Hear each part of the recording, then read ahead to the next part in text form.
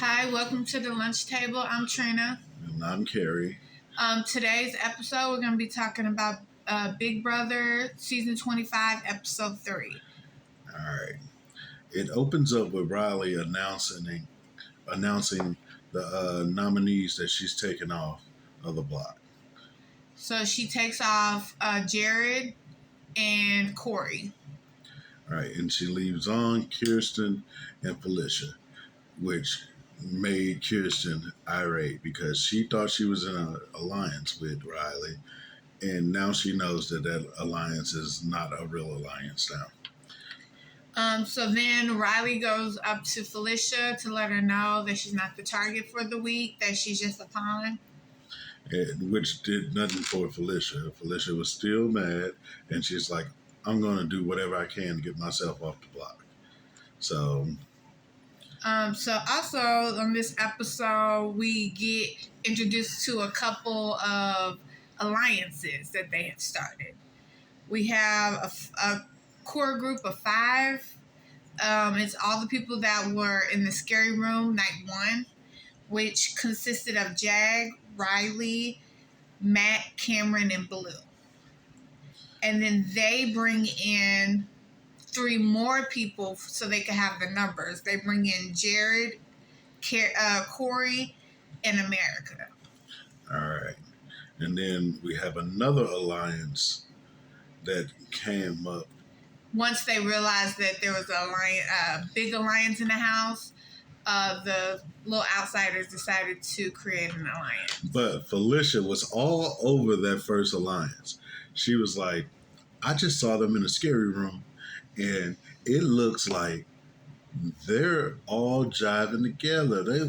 She peeped that alliance pretty quick. Then Jared confirmed it once the core group brought him in. Yeah, because he's a double agent. Yeah, because his mom, Siri, is in the house. So Felicia is in a room with Siri, Bowie, Izzy, and McCole, yeah. And she said that they need to start an alliance, which they looked on the wall and she said, we are now called the Bye-Bye Bitches. Exactly. And that alliance is a pretty good alliance, I gotta admit. Once you sprinkle in Jared and a couple of other people, it's gonna be hard to stop. So basically it's like all the old people plus. Well, I don't think they're gonna introduce Jared. You mean Heisem? Yeah, but Jared is in everything, so I got a sneaky suspicion that he's going to be involved in every alliance. Bowie is like on the outside of that core alliance, right? So she stepped out the room when they were discussing it, but she looked sneaky. But she's gonna come back. She said she was gonna come back in the room once they start talking about it, because she do want to be in their alliance, but she kind of got tugged in. Yeah, she got roped into something. To being in like the outside, she's not in the core. Right, she's in a good situation right now, basically, and she's not trying to mess that up because you don't know who's gonna win power Thursday. So we talked about the alliances. We found out that Riley has a final 2 deal with Jared. No, she has a final 2 deal with Jag. Oh yeah, it's Jag. Yeah, she had a final 2, which is a good alliance. You don't see it coming. You wouldn't suspect those 2 of working together. So yeah, that might be a good final 2. Yeah, if they can hold it together. And we saw Corey fangirling off of seeing Siri in the house. And Siri is like, dude, just get to know me, then make your determination of how to treat me. He's like, that makes sense. Yeah. Which I believe he was. But he's super excited to have seen her on Survivor, and now that she's in the house. Which makes sense because his brother supposedly played on Survivor too. Right. But I think him fangirling was completely fake. So you think it's a strategy? I think it was a strategy to like lower her defense mechanism, and he can slide in and figure out how to get her out, which is what he said anyway. So who was your player for the week? My player for the week was Cameron, I believe. See, I would say my player of the week is Corey because he went from being on the block to being in one of the core alliances in the house.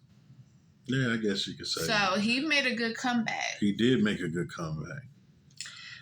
Moving on to the Power of Veto competition. So there's going to be 6 players in the Power of Veto. It's the 2 nominees, which is Kirsten and Felicia.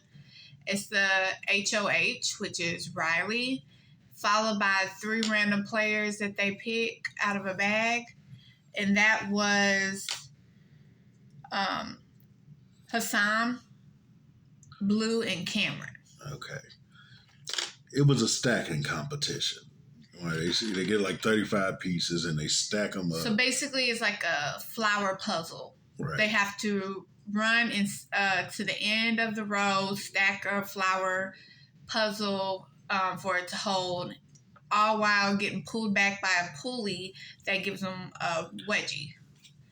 And the winner, you hit the buzzer, you win. You stack it all, hit the buzzer, you win. I hate those type of competitions. I like strategy competitions. It lasted pretty long. Right, it lasts so long that you just give by up chance because it could just fall at any moment. Yeah, the wind blows, they spraying water, it could just keep falling. I don't like those kind of After a close competition between Cameron and Hassan became the winner of the Power of Veto. And we all know that Hassan is not going to change no nominees because it's the first week. Why would you try to create any ruckus? Well, there was a possibility. He was cool with Kirsten and he was cool with Felicia. Yeah, but it's the first week. He can't ruffle him. But yeah, ultimately he decided to respect Riley's wishes and keep the people on the block. So he did not use the Power of Veto. Right. What happened next? Felicia ended up telling Heisem that there's a 8-person alliance. And he realizes he's not in that core group. Mm-hmm. So he's trying to see where he stands in the house. Yeah. So he's already cool with Felicia and Siri a little bit too. So he's starting to linger towards them anyway. The bye-bye bitches, the older group of people in the house. Right.